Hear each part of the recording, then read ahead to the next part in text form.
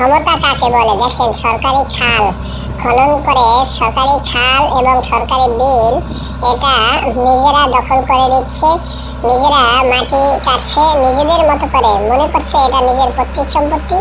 সেই পৈতৃক সম্পত্তি মনে করে সকল খাল এবং বিলটাকে ঘের করে নিজেরা দখল করে নিচ্ছে। আল্লাহ, এই ক্ষমতার অপব্যবহার যেই করছে তাদেরই চরম খেসারত দিতে হয়েছে।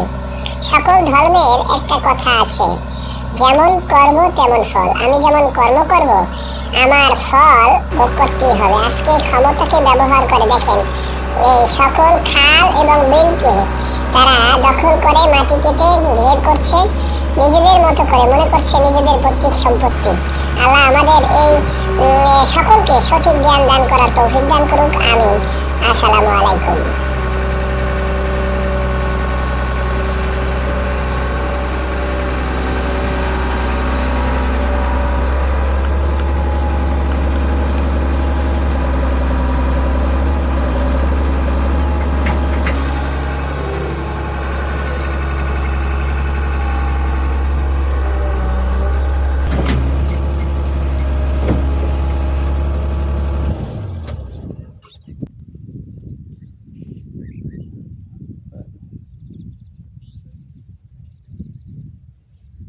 আমি একটু কথা বলি আসিফ ভাই।